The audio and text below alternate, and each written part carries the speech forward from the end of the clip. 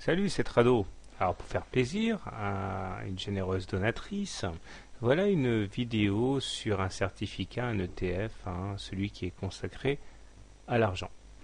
Alors le problème avec l'argent, c'est que comme vous le savez, si on accepte le coup des frères Hunt dans les années 80, on vole de record en record et donc on manque de repères graphiques pour fixer des objectifs.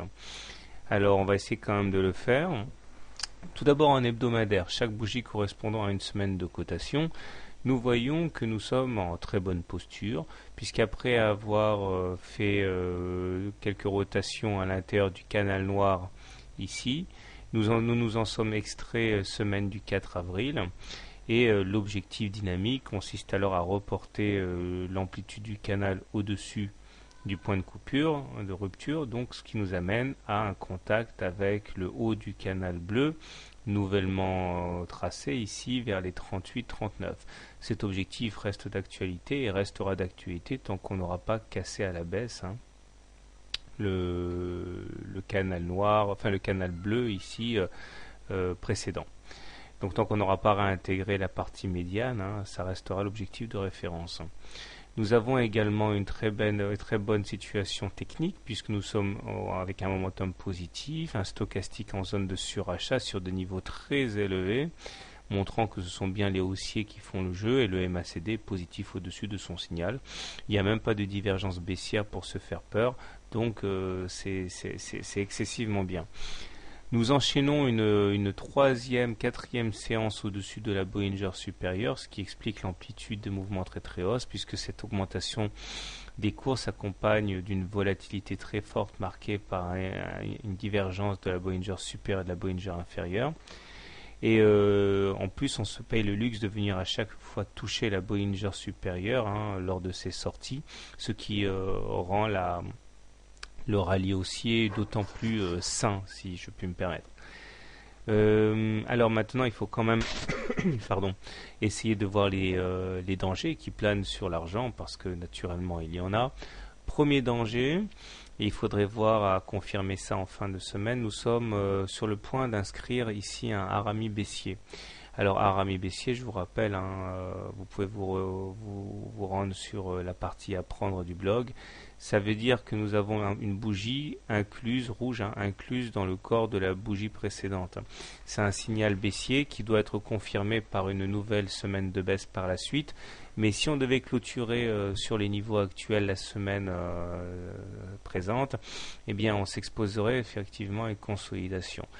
Et ce qui m'amène au deuxième point, c'est que si on devait consolider, le premier support important consisterait en fait un retour sur la M7, donc sur les 32, donc une baisse une consolidation assez marquée. Et la deuxième chose qui m'inquiéterait un petit peu, mais ça fait partie des choses normales en trading, c'est que c'est la fameuse loi du retour à la M20. Alors vous voyez, effectivement, on ne s'affranchit jamais très très longtemps de la moyenne mobile à 20 semaines qui est là, donc il nous arrive d'exploser à la hausse comme ici, mais au bout d'un moment on y revient, etc. etc. Or là, nous sommes très très loin de la M20 et à un moment ou à un autre, il y aura un retour sur la M20. Regardez, actuellement elle est à 28, ça veut dire que si la consolidation devait s'engager, eh bien, de toute façon, elle s'engagera à un moment ou à un autre. Il faudrait aller chercher la M20 parce que c'est historiquement ce qui se passe. Donc, vous voyez que ça ferait une chute assez considérable.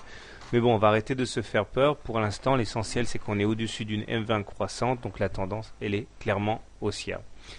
En journalier à présent pour les traders, nous avons une situation de consolidation journalière puisque donc la M7, j'ai oublié de le signaler, elle est là. La M20, elle est ici. Voilà, nous sommes soutenus par une oblique noire ici qui n'a pas encore été testée et qui le sera à un moment ou à un autre. Là, c'est un peu ce qui s'est passé sur l'hebdo, mais en journalier. On a eu un signal baissier après une succession de T1, T2, T3, T4, T5, donc 5 séances au-dessus de la Bollinger supérieure. Puis un signal baissier avec une grande bougie rouge ici. Et donc du coup, retracement pour aller chercher la moyenne mobile à cette séance. On voit également un traçant des Fibonacci sur la dernière vague de hausse, à savoir entre le 12 avril à 31 et le 21 avril à 36. nous avons retracé 23,6% de la hausse ici, hein, c'était le 26 avril. Donc de deux choses l'une, soit on arrive à clôturer au-dessus des 23,6% de retracement de Fibonacci, on doit s'attendre à un retour sur les plus hauts très rapidement, soit on clôture en dessous des 23,6%, et dans ce cas l'objectif naturel serait de descendre d'un cran, c'est-à-dire aller chercher 38,2% de retracement de Fibonacci sur les 34,5%. Voilà. Mais bon, là, pareil, pour l'instant, on est en période de consolidation, mais la tendance demeure haussière puisqu'on est au-dessus d'une M20 haussière, donc tendance haussière. Mais même réserve par rapport à ce que j'ai dit tout à l'heure, à un moment ou un autre, il y aura un retour sur la M20 et ce retour fera mal aux derniers qui seront rentrés. Donc ne rentrez pas n'importe comment. Hein, quand on est acheteur, on n'achète pas comme un veau, on achète sur repli. Voilà, bonne soirée, bon trade et à bientôt.